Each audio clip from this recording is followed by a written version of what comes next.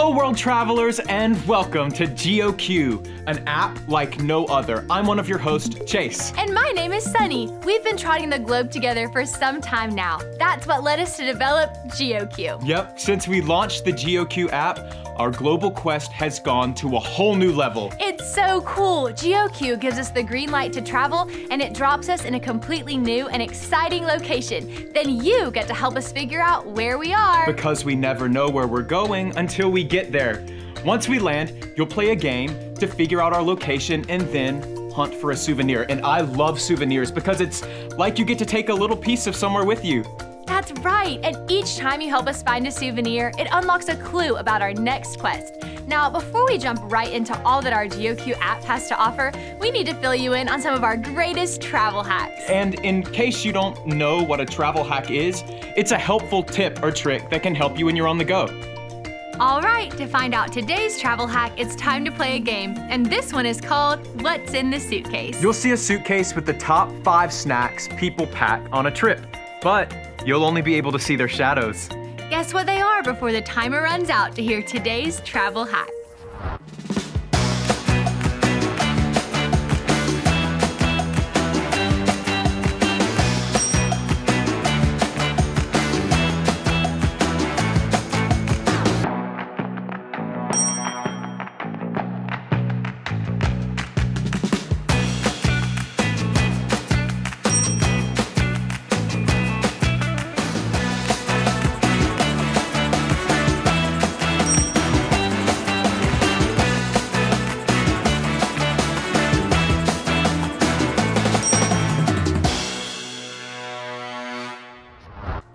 You guys did awesome! Today's travel hack is to pack what's important. Snacks are definitely at the top of the list for me, especially some nice crunchy potato chips. For me, I can't leave home without my super special blankie. I've had it since I was born. Now, we have one more travel hack before we get going today. We sure do. This one's for when you're getting ready for a road trip. You gotta make sure you have some tunes queued up to help the time go by. And I've got one fired up and ready to kick us off. Everyone stand up and let's sing this together.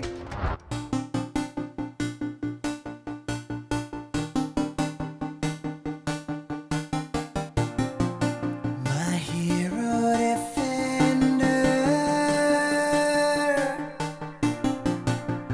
captain of my soul.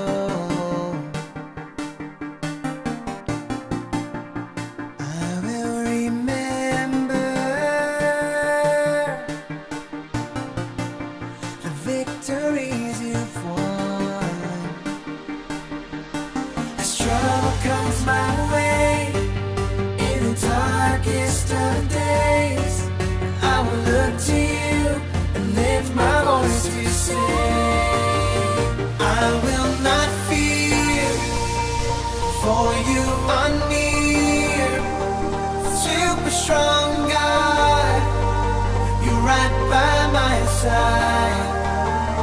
When things are hard, you show your power.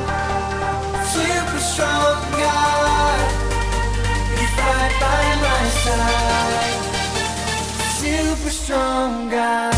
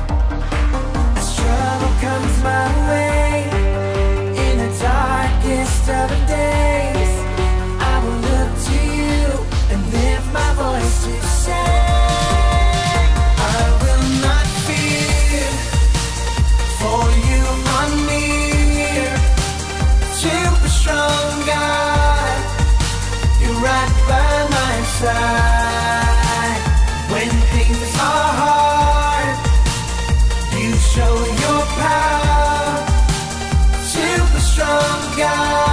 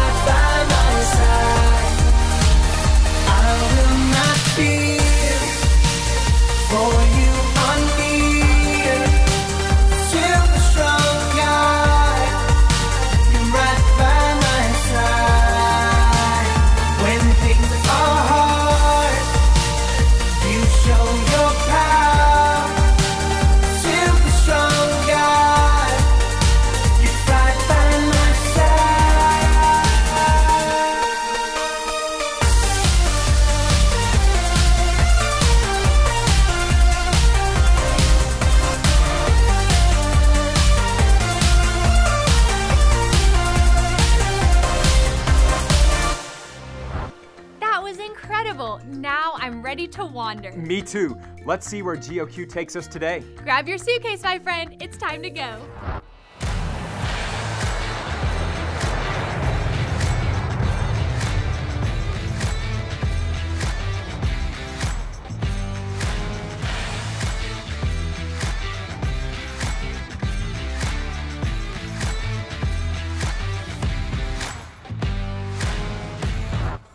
Whoa, that's a lot of sand. Oh, it sure is. I've never been anywhere like this before. Me either. Where are we? We need you to help us figure it out by playing this next game. Let's play this or that.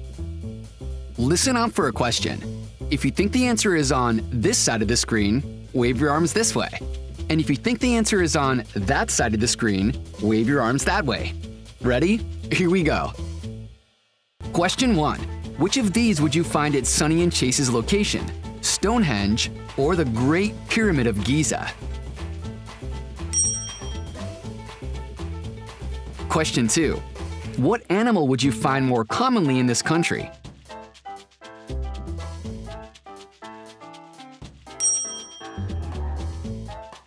Question 3. Which famous icon would you find in this place?